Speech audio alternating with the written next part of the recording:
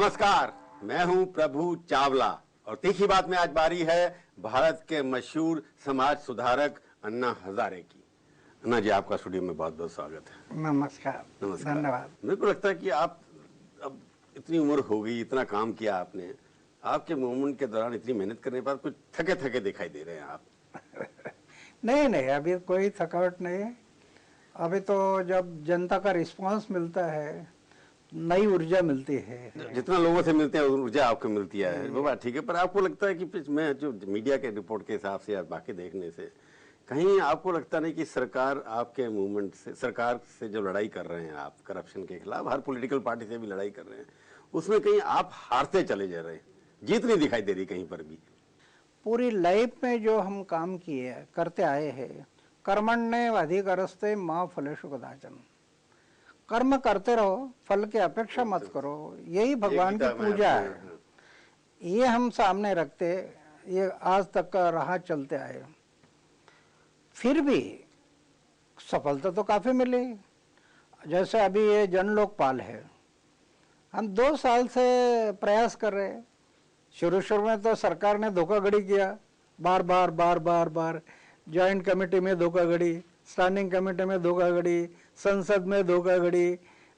ये शुरू में इतने धोखाधड़ी किया, फिर भी आज कुछ ना कुछ तो जो ना कह रहे थे आज हाँ तो कहने लगे। वो तो 40 साल से कर रहे हैं, थोड़ा आपके प्रभाव में आके, आपके दबाव में आकर के थोड़ा आगे बढ़े, ये कह सकते हैं ना आप। परंतु कई बार लगता है कि सरकार से लड़ाई करने के अंदर अन्ना टीम जो है, एक तो बिखर गई, टूट गई, और दूसरा कोई एक जो चाहते थे जिस तरह का लोकपाल बिल, आपको अगर ये लोकपाल बिल जो आया है, आपको लगता है आपकी नजरों में 1 रुपए में कितना खरा उतरा? 10 पैसे, 4 आने, 8 आने? 1 रुपया में आज कम से कम 40 पैसा तक तो आ गए हैं। 40 पैसे तक आ गए हैं, आ गए हैं। हाँ। और हम छोड़ेंगे नहीं। तो आपने कहा नहीं कि मेरे को ये लोकपाल बिल मंजूर नहीं है जो आने वाला है। हाँ, आपने कहा आपका। हाँ, वो तो ठीक नहीं है।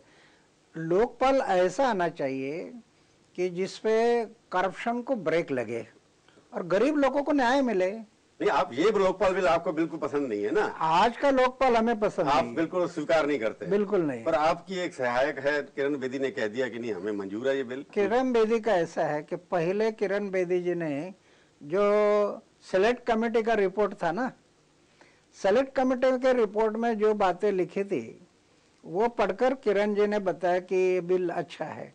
लेकिन कैबिनेट, सेलेक्ट कमेटी के बाद कैबिनेट ने जो डिसीजन लिया, क्लास 1, 2, 3, 4 हम नहीं लाएंगे, तो ये गलत है। अरे क्लास 1, 2, 3, 4 ऑफिसर जो है वो तो गरीब के जीवन के साथ जो प्रश्न है उनके साथ जुड़े हुए प्रश्न है। शुरू होता है। पर किरण जी ने उसके बाद अपना जो वक्तव्य बदला नहीं है ना, बोला कुछ नहीं। बाद में वो बताया ना कि ये पता नहीं था उनको।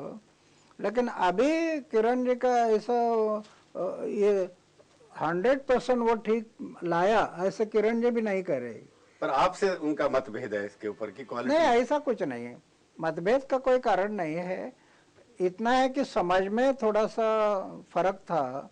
मैं बाद में उनसे पूछा, मैं बोला कैबिनेट ने जो बदलाव लाया है ये बात बराबर नहीं, तो उन्होंने ये मान लिया। फिर वो एक मुझे रिपोर्ट में भेजा है और उन्होंने कहा कि इसमें जो कमी है हम आगे के लिए भी सरकार के साथ बातचीत करते करते इसको निपटाएंगे।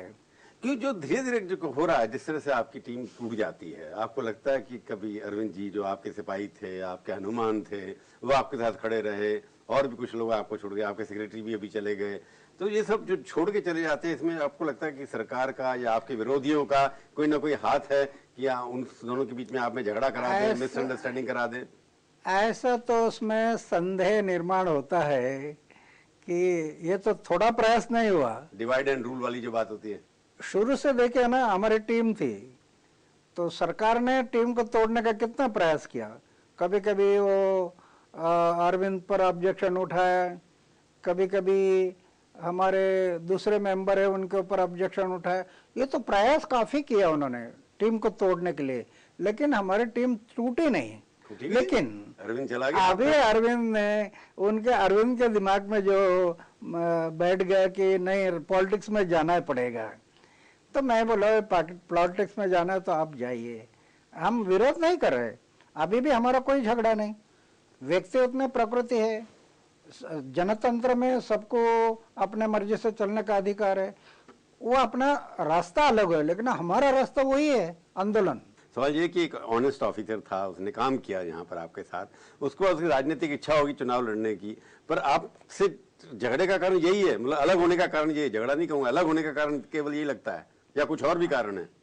नहीं नहीं, यही कारण है कि उनको राजनीति का मार्ग अपनाना था और मुझे राजनीति का मार्ग पसंद नहीं है, क्योंकि मुझे एक पूरा विश्वास है कि आंदोलन से जो बदलाव आएगा वो किसी पक्ष और पार्टी के माध्यम से नहीं आएगा।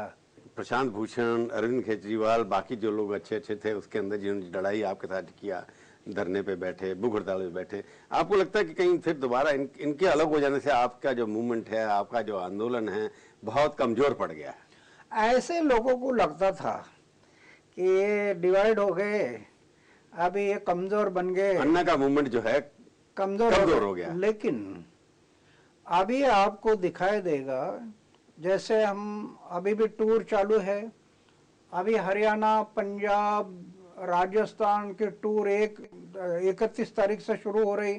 इतना रिस्पांस है लोगों का, इतना रिस्पांस है कि वो आगे 1.5-2 साल में इतना बड़ा आंदोलन बन जाएगा, ऐसा मुझे विश्वास हो रहा है। नहीं, आप क्या रूप दे रहे हैं इसको? कोई नया रूप दे रहे हैं? आपने कहीं कहा, इधर भी आपने कहा कि एक नया मोर्चा खड़ा करेंगे या कुछ कहेंगे? जी जी, हम लोग एक नया रूप इसलिए ऐसे दे रहे हैं कि ये एक संघर्ष के मोमेंट होगी। नाम क्या रखेंगे इसका? उसका जनतंत्र मोर्चा, जनतंत्र मोर्चा इसका नाम रहेगा। वो कोई भी इलेक्शन नहीं लड़ाएंगे, किसी पक्ष और पार्टी नहीं निकालेंगे। इसका मुख्य काम होगा संघर्ष, जनहित के लिए। किसके खिलाफ संघर्ष? जैसे जनहित के लिए सरकार जो चल रही है, जनता के हित में जो काम करना चाहिए नहीं करते हैं, तो ये जनतंत्र मोर्चा सरकार को बताएगा कि भाई ये काम करना जरूरी है। अगर नहीं करते तो सरकार के विरोध में संघर्ष करेंगे। तो संघर्ष ये बहुत जरूरी है। तो आप तो राजनीति में है नहीं, हर पार्टी आप कहते हैं खराब है, तो फिर आप पार्टी को भी नहीं बनाना चाहते, अरविंद केजरीवाल की पार्टी का भी समर्थन नहीं करना चाहते, तो कैसे बदलेगा कैसे आपके हिसाब से? एक मार्ग है, जनतंत्र में जनता ने अपना चारित्रशील कैंडिडेट सिलेक्शन के उसको खड़ा करके उसको चुनकर संसद में भेजना। वो तो पॉलिटिकल पार्टी चुनती है ना। नहीं, पार्टी नहीं, जनता ने, जनतंत्र में जनता चुनती है, जनता चुनती है। लेकिन जनतंत्र में हुआ क्या, ये सामने इन लोगों ने पार्टियां बनाई। अभी पार्टियां बनाई, जात के नाम पे बनाई, 100 लोग इकट्ठा आ गए, इलेक्शन कमीशन से परमिशन ले लिया और पार्टी बनाए। अभी ये जनतंत्र ने नहीं बनाई, वो तो उन्होंने बनाई। अभी ये क्या करते हैं कि पक्ष और पार्टी के लोग आमिष दिखाते हैं, शराब की बोतल, ढाबे पर पार्टी, और ऐसे आमिष दिखाकर वोटर को बहकाकर उनका वोट लेते हैं। अन्ना जी, आपकी बात ठीक है, पर आप कह रहे हैं कि जनतंत्र चुनती है, पर यहाँ तो अब सिस्टम हमारे डेमोक्रेसी में प्रजातंत्र ऐसा है जिसमें राजनीतिक पार्टियां ही चुनाव लड़ती हैं, वही अपने प्रत्याशी खड़े करते हैं। तो आपके हिसाब से कैसे जीतेंगे अच्छे लोग जब तक पार्टियां करप्ट हैं? आपके हिसाब से पार्टियां सब करप्ट हैं? नहीं, पार्टियां ही तो खड़े करेंगी, कांग्रेस करेगी, बीजेपी करेगी, लेफ्ट करेगी, जेडीयू करेगी, मुलायम करेंगे, मायावती करेंगे, ये सब लोग करेंगे।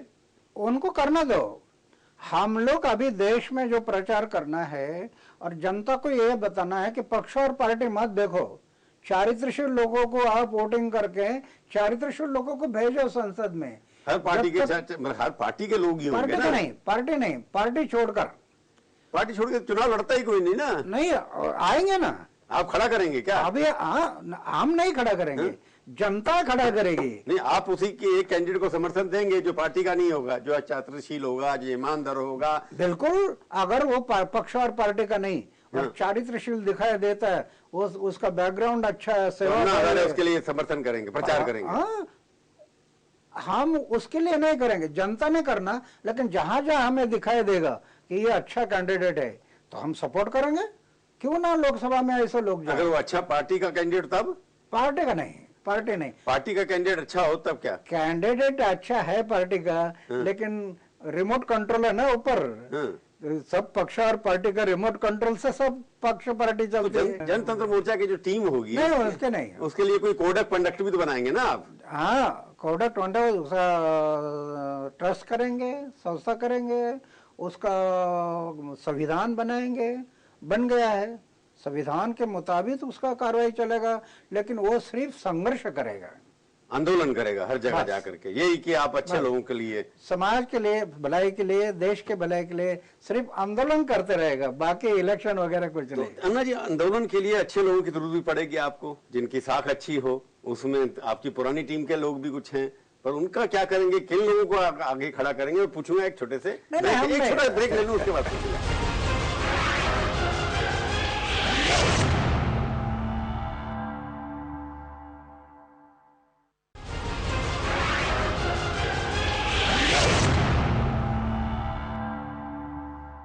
तीखी बात में आपका एक बार फिर से स्वागत है। आज हम बातचीत कर रहे हैं अन्ना हजारे से। अन्ना जी, आप कह रहे थे हम अपने जनतंत्र मोर्चा चलाएंगे, पर एक बात है इसके अंदर, एक सवाल सीधा पूछूं, इसमें ऐसी मोर्चे के लिए आपको लगता है कि अरविंद केजरीवाल को भी आप बुला सकते हैं वापस? पक्ष और पार्टी छोड़ दिए तो सबके लिए हमारा रास्ता खुला है। अगर उनको आना है तो उनको अपनी पॉलिटिकल पार्टी बंद करनी पड़ेगी। संघर्ष, सिर्फ संघर्ष के लिए हमारा ये जनतंत्र मोर्चा। सबका नहीं, मैं अरविंद की बात कर रहा हूँ सिर्फ। अरविंद अगर वो पक्ष और पार्टी छोड़ दिया तो स्वागत है। अरविंद अगर पार्टी बंद कर दे तो आपका स्वागत करेंगे, पर आपकी टीम में किरण बेदी या कोई और लोग चुनाव लड़ेंगे तो क्या कहेंगे उनको आप? नहीं, हम चुनाव लड़ने वालों को सपोर्ट नहीं करेंगे। नहीं करे? किरण बेदी को फिर आप कोई भी होने दो। नहीं, किरण अगर चुनाव लड़ती है कहीं से तो आपको उसको कहना होगा कि हमारे से कोई संबंध नहीं है, सपोर्ट नहीं करेंगे। नहीं, आपसे संबंध नहीं होगा ना फिर उसका? ना, बिल्कुल संबंध नहीं होगा आपके ऊपर नहीं। पर कई बार लगता है, ऐसे आरोप लगते हैं कई बार कि आपका पैसा कहां से आता है। इसीलिए किसी ने कुछ भी आरोप लगाया ना, तो मेरे बैंक बैलेंस है। आपका नहीं है, संस्था का तो होगा ना। तो संस्था का है तो संस्था का हम लोग इतना क्लियर रखा है, किसी ने अगर पैसा देता है, एक तो हम इस मोमेंट में ये रखा है कि डायरेक्ट पैसा किसी का मत लो। अगर किसी को काम करना है, फोल्डर निकालो, पॉम्पलेट निकालो, बैनर, ये जो साहित्य लगता है वो दे दो, डोनेशन। कैश पैसा नहीं, कैश नहीं। अगर बाय चांस आपके पास में ऐसा कोई कैश भी आता है तो चेक या ड्राफ्ट से ही आना चाहिए, या आप जो खर्चा करते हैं पैसा उसको चेक या ड्राफ्ट से ही करना चाहिए, कैश नहीं। इतना क्योंकि रामदेव वगैरह की वजह से सरकार ने अभी चला रखा है। आपको लगता नहीं कि आपके ऊपर भी इस तरह का आएगा, पैसे की बात होगी? मैंने किरण की बात की आपसे, वो मेरे ऊपर तो कई बार इन लोगों ने किया। मेरी 3 बार जांच की सरकार ने, कमेटी बनाई, सीआईडी के मार्फत मेरी जांच हो गई। 8 चार्टर अकाउंटेंट हमारा पूरा रिकॉर्ड लेकर गए। कौन से सन में? ये 5 साल पहले हमारे महाराष्ट्र में 8 चार्टर अकाउंटेंट पूरा दफ्तर लेकर गए, इतना चेक किया, 100 रुपया नहीं मिला, 100 रुपया। पर एक बात, महाराष्ट्र की बात की आपने, महाराष्ट्र से आंदोलन शुरू किया और महाराष्ट्र छोड़ दिया आपने, वहां ज्यादा कुछ करते नहीं आप, तो महाराष्ट्र को छोड़ के सारे देश में घूमते हैं आप। महाराष्ट्र क्यों नहीं करते आप? वहां आपके समर्थन नहीं है या आपको लगता है वहां कुछ होगा नहीं? आप नहीं, महाराष्ट्र में आप करते हैं ज्यादा बड़े आंदोलन? नहीं, महाराष्ट्र में भी अभी इधर मैं दिल्ली में आने के कारण उधर थोड़ा समय कम मिल रहा, लेकिन महाराष्ट्र को छोड़ा नहीं, करेंगे वहाँ भी हमारे कार्यकर्ता। सारा करप्शन वहाँ कैसे खुल रहे हैं रोज वहाँ पर? महाराष्ट्र में 33 डिस्ट्रिक्ट, 252 ब्लॉक में हमारा संगठन है। सरकार का नाक दबाने से मुंह खुल जाता है। और देखो ना, रेप हो गया आपके महाराष्ट्र के डिस्ट्रिक्ट में, 3 बच्चियां दलित बेचारी को रेप करके मार दिया गया। आपके संस्था ने उसके ऊपर कुछ भी नहीं किया। ऐसे इश्यू भी उठाने चाहिए। बच्चियां जो थी एक अपने भंडारा के अंदर 3 बच्चियों का रेप हुआ और मर्डर हुआ। आपका इशू है करप्शन, बाकी समाज में बुराइयां हैं, उसके ऊपर भी तो अन्ना को ना कोई ये कहना मैं गलत नहीं मानता, लेकिन सब कुछ करना अन्ना हजारे ने करना, ऐसे लोग क्यों सोचते हैं? लोगों का कहना कि अन्ना हजारे जो है ना, इतनी उम्र के बाद भी जो वनडे का मैच होता है ना क्रिकेट का, उसमें तो जीत जाते हैं, भूख हड़ताल किया, जीत गए। जब टेस्ट मैच होता है 5 दिन का, उसमें थोड़ा हार हो जाते हैं, धीरे धीरे हो जाते हैं। क्या है, मैंने पहले बताया, कर्मण्य अधिकारस्ते मां फलेषु कदाचन। यश मिल गया तो मुझे हर्ष नहीं होता, आपेश मिल गया तो भी चिंता नहीं है। हमारा चलता रहेगा, काफिला चलता रहेगा। मेरे जीवन का कर्तव्य है कर्म करना। उद्देश्य क्या है आपका? उद्देश्य है क्या कि समाज की भलाई, देश की भलाई, बस, दूसरा कोई उद्देश्य नहीं। अनुज जी, आपने इतना काम किया 35 साल में, बिल्कुल दाग नहीं लगा आपके ऊपर। कई बार अच्छा लीडर वही होता है जिसकी अपनी टीम नीचे वाली जो होती है, टीम को खड़ा करे, अच्छे लोगों को खड़ा करे। मेरे को कई बार लगता है कि आपके जो आलोचक हैं वो कहते हैं कि अन्ना खुद ठीक है, परंतु अन्ना कोई टीम नहीं खड़ी कर पाते। जिनकी टीम के लोग आते हैं वो या तो अपने एम्बिशन होते हैं कि चुनाव लड़ना है उनको, या अपने कंट्रोवर्सी में पड़ जाते हैं।